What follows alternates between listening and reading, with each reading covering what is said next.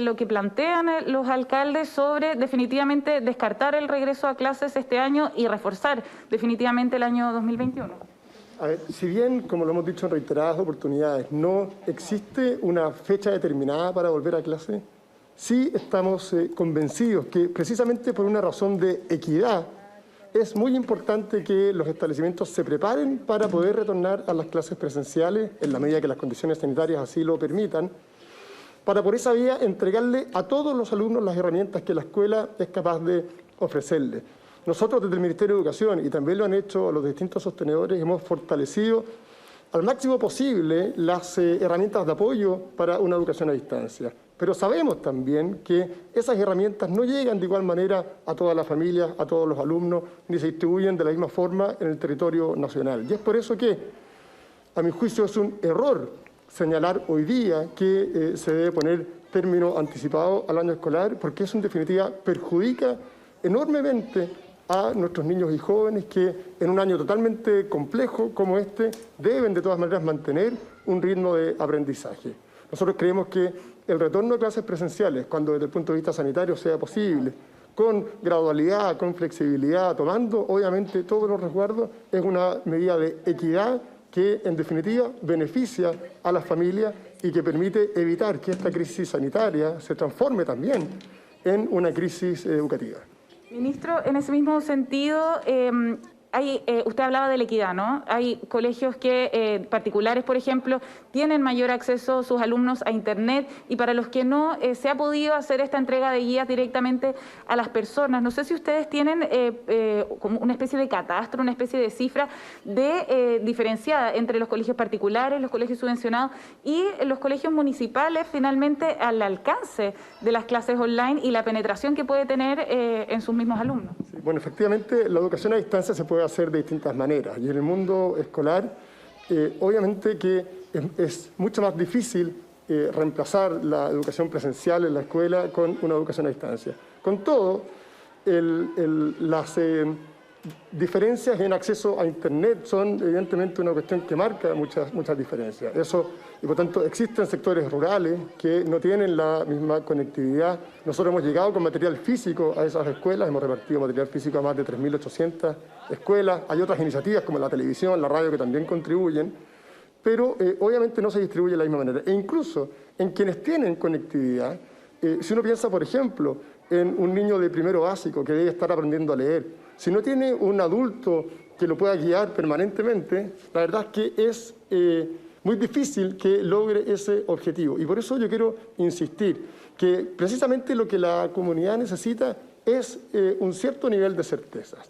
Y en ese sentido es muy importante darle claridad a las familias, que es importante trabajar para que cuando se den las condiciones sanitarias podamos retornar a clases. Nosotros hemos tomado todas las medidas para que desde el punto de vista sanitario eso sea posible y además para que desde el punto de vista pedagógico también se puedan hacer las adecuaciones. Hemos hecho una priorización del currículum junto al Consejo Nacional de Educación para que los contenidos se concentren en áreas que son fundamentales y en ese sentido privilegiar al máximo posible lo presencial, cuidando, e insisto, las condiciones sanitarias para que eso sea posible. Ministro, buenas tardes. Le saludo a Ramón Ulloa desde el estudio también. Es entendible lo que usted señala y la prudencia con que hay que irse manejando respecto a cómo evoluciona la pandemia también en nuestro país, que todavía es muy incierto. Sin embargo, hay una fecha, no digo de regreso, pero sí una fecha más o menos límite que usted estime en el Ministerio de Educación de tomar una decisión. No estoy diciendo de volver, sino de tomar una decisión para no prolongar esto en el tiempo con toda la incertidumbre que también significa.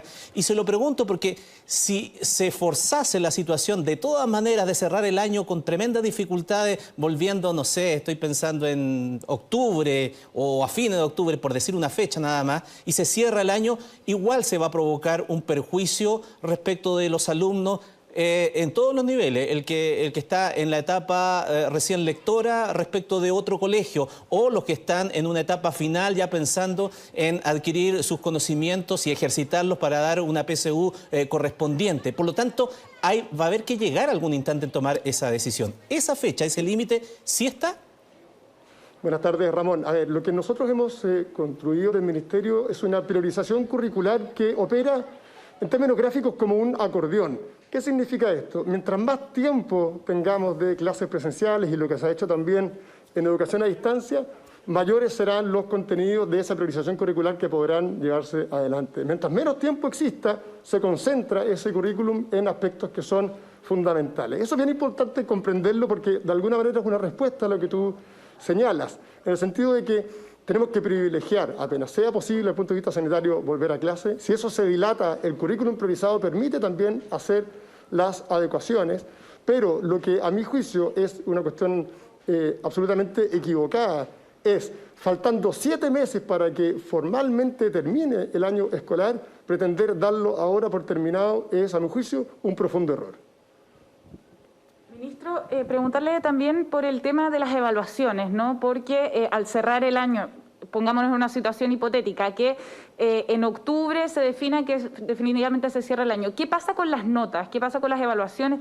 ¿Se han podido poner en estos meses las notas correspondientes? ¿Cómo están haciendo ese proceso y el proceso de nivelación también que se va a tener que hacer el próximo año para alumnos que a lo mejor en un mismo curso no pudieron alcanzar los mismos conocimientos?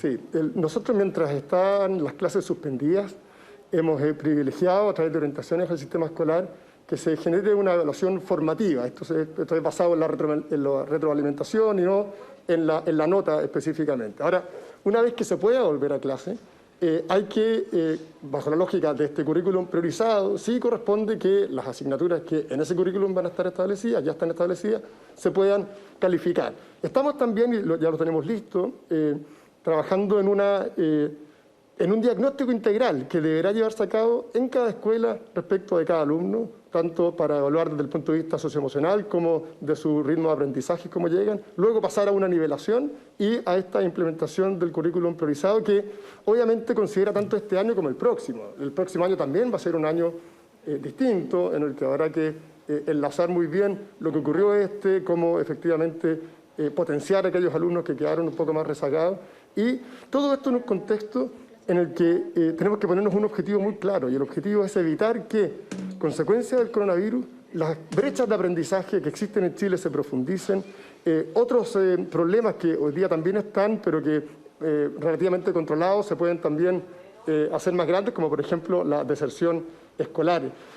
Esos dos aspectos, las brechas de aprendizaje, el evitar que la deserción escolar aumente, deben combatirse con apoyos hoy día en la educación a distancia, pero, y quiero insistir en eso, también sin perder de vista que las clases presenciales son, precisamente por una razón de equidad, aquello que permite que la mayor cantidad de alumnos pueda alcanzar el desarrollo que se espera.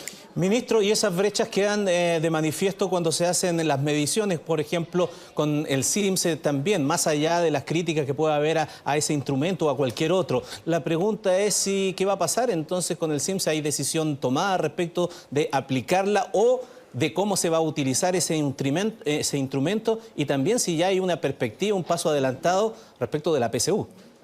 Sí, respecto del CIMSE, lo que nosotros hemos señalado es que precisamente por lo que tú señalas, Ramón, de la importancia de poder tener antecedentes que permitan diseñar política pública centrada en cómo ir en apoyo de aquellas comunidades que van a terminar siendo más afectadas por el COVID, es importante tener información, y por lo tanto este año se realizará esa prueba, pero con un carácter estricto de diagnóstico, que va a ser un complemento al diagnóstico que hará cada escuela. Este es un diagnóstico general para poder identificar dónde están las principales falencias, cómo poder ir en apoyo de esas escuelas y esos estudiantes sin que tenga ningún tipo de consecuencia para las escuelas. Y por tanto creemos que por esa vía se baja la tensión que podría generar el instrumento, pero se hace un aporte a la información necesaria para la mejor política pública.